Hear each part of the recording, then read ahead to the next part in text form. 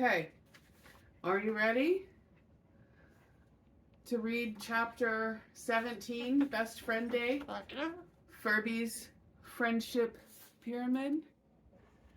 Most umbrella cockatoos tend to bond deeply with one person in their family and reject everyone else with dramatic flair. But Furby didn't get that memo.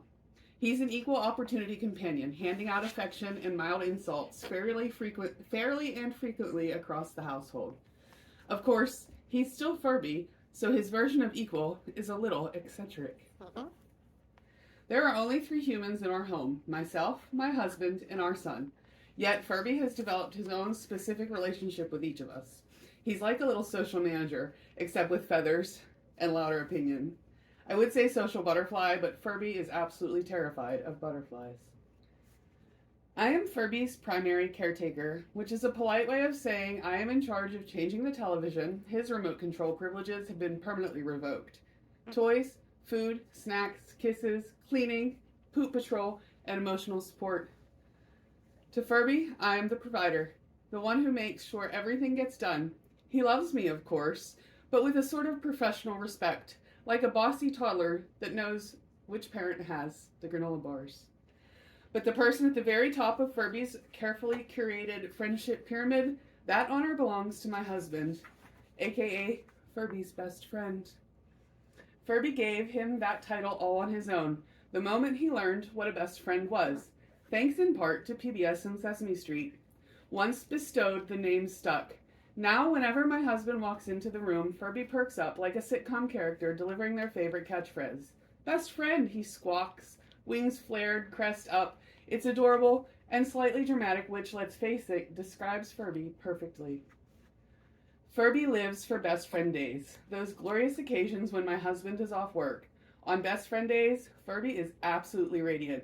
He flaps extra hard, he chatters nonstop, and he follows my husband around like a fluffy little stalker. If best friend is playing video games, Furby's watching. If best friend is watching hockey, Furby's yelling at the screen along with him. If best friend is doing yard work, Furby watches from his porch cage or window perches. Just like you did today, remember? That said, even too many best friend days can wear on him. As I write this, my husband is home recovering from surgery. We're on like day 8 of best friend day, and Furby, he's starting to side-eye him. The other day, we were preparing to go to an appointment. While Furby watched my husband pick up his keys, he muttered, "Go to work," in a very suspicious tone. Apparently, best friend's magic is strongest in moderation. You cannot bother the puppies, but you can stand on that little perch, or on that little seat, that's fine. You gonna sit there? Do you want me to keep reading?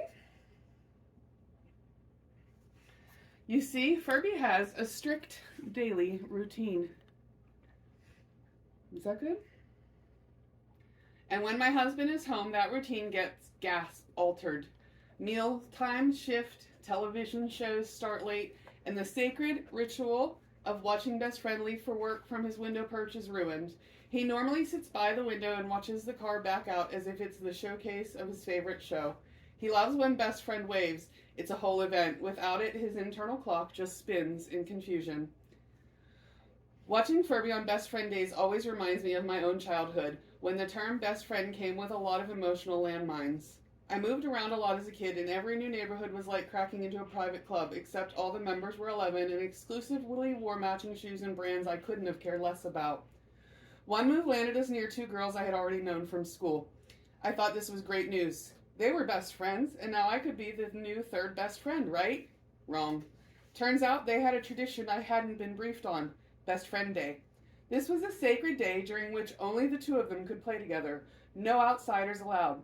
And by outsiders, they meant me.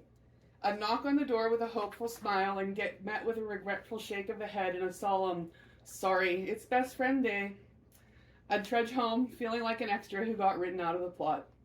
So now when Furby declares a best friend day, and I see how happy and included he feels just being with someone he loves, I find it healing.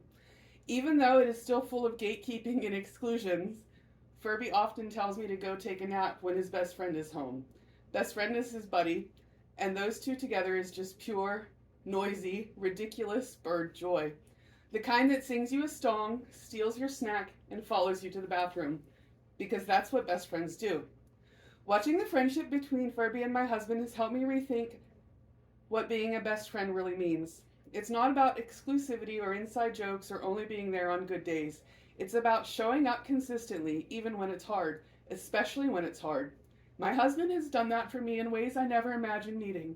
Since my surgery and becoming disabled, he's taken on the role of my caretaker without a second thought or complaint.